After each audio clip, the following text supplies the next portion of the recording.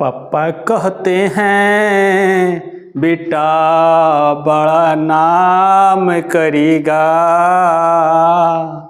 मेरा बेटा दुनिया में नाम करेगा।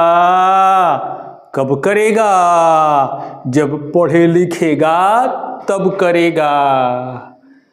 तो आपको पढ़ना होगा, इसको समझना होगा, तब एग्जाम में आप अच्छा कर सकते हैं।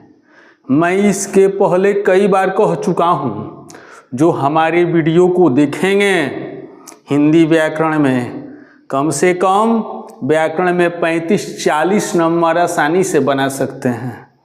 व्याकरण का क्लास अब हमारा 3-4 दिन में ख़त्म होगा, तो दिसंबर का गोधूलिक हर लेसन को मैं दूंगा वीडियो बनाकर।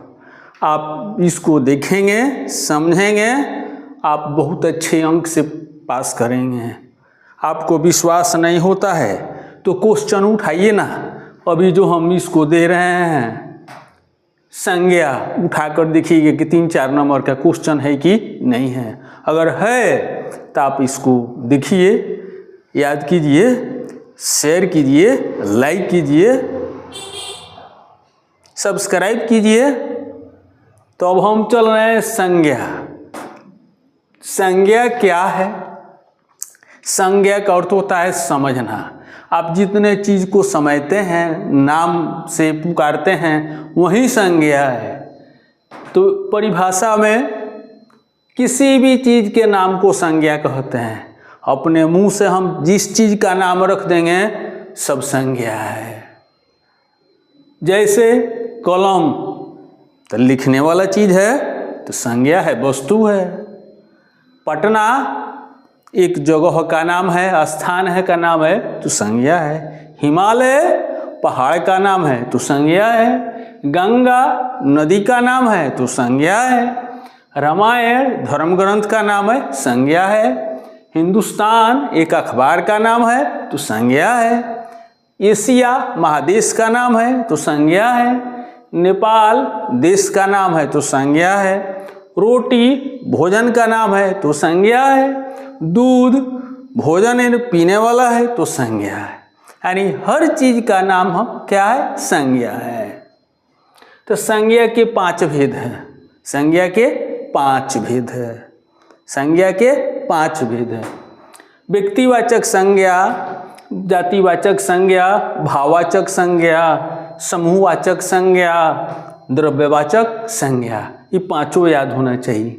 आप शॉर्ट में याद करें, व्यक्तिवाचक, जातिवाचक, भाववाचक, समूहवाचक, द्रव्यवाचक। 1-2 मिनट में रट सकते हैं इसको। अब व्यक्तिवाचक क्या है? जो संसार में एक संख्या में है वो व्यक्तिवाचक संज्ञा है। जो संसार में एक है, अकेला है, वही व्यक्तिवाचक संज्ञा है। एक व्यक्ति का नाम हो, अच्छा है, किसी भी चीज़ का नाम हो, संसार में एक है, वही व्यक्तिवाचक संज्ञा है। जैसे सूर्य पूरे दुनिया में एक है, हिमालय पूरे दुनिया में एक हिमालय है, महाभारत पूरे दुनिया में महाभारत एक ग्रंथ है, रामायण पूरे दुनिया में एक रामायण है। मोहन एक आदमी का नाम है, आदमी का नाम होता है व्यक्तिवाचक संज्ञा। पटना जगह का नाम है, जितने जगह का नाम होंगे सब व्यक्तिवाचक संज्ञा। एशिया महादेश का नाम है, यानी एशिया एक एगो महादेश है, वो व्यक्तिवाचक संज्ञा है। हिंद महासागर में एक अकेला है, वही है व्यक्तिवाचक संज्ञा, जो संसार में अकेला है। अब हम जातिवाचक संज्ञा को समझें। जातिवाचक संज्ञा जो संसार में अधिक संख्या में है और जाति में है। जातिवाचक संज्ञा जो संसार में अधिक संख्या में है और जाति में है। जैसे एक कहते हैं हम औरत, संसार में बहुत औरतों की संख्या अधिक है, लेकिन औरत एक जाति है।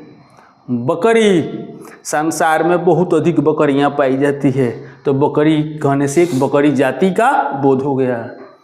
गाय संसार में बहुत अधिक संख्या में है, लेकिन गाय कहने से गाय जाति का बोध हुआ। सिपाही कहते हैं तो दुनिया के सभी सिपाहियों का बोध होता है, तो सिपाही जातिवाचक संज्ञा है। छात्र, जितने पढ़ने वाले विद्यार्थी है सब छात्र है, छात्र एक जाति है। लड़का, एक लड़का की जाति होती है। शिक्षक, दुनिया में जितने पढ़ाने वाले हैं सब शिक्षक है, उनकी एक ठो जाति है। अब हम आते हैं भाववाचक संज्ञा। क्या है? भाववाचक संज्ञा से भाव या गुण का बोध होता है। भाववाचक संज्ञा से भाव या गुण का बोध होता है। जैसे बचपन एक छोटा बच्चा होता है, उसका एक भाव अलग होता है। बुढ़ापा, बूढ़े हो जाते हैं, चेहरा झुलमिल जाता है, आँख से रोशनी कम हो जाती है, उसका एक भाव अलग हो जाता है। मित्रता एक भाव है।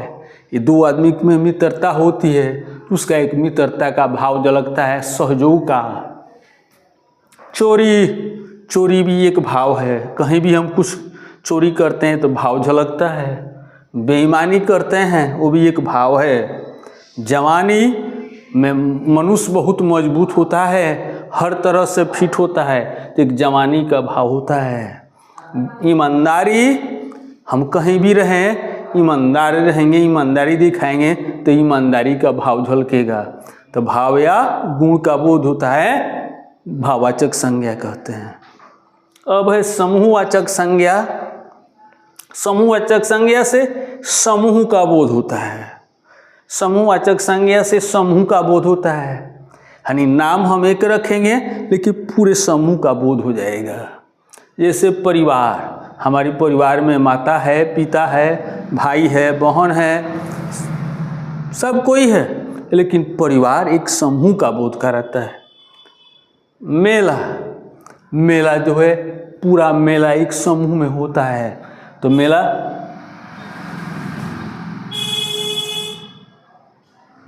भाववाचक समूहवाचक संज्ञा है। सेना, पूरी सेना के एक समूह होता है। एक सेना कहने से पूरी सेना आ जाती है, समूहवाचक संज्ञा है। सभा, वर्ग, सभा होती है। जैसे अभी नरेंद्र मोदी की सभा हुई थी तो बहुत लोग आए थे, लोग एक जगह इकट्ठा हुए थे तो सभा हुई। वर्ग, बहुत बच्चे एक जगह बैठकर पढ़ते हैं, वो क्या है? वर्ग है।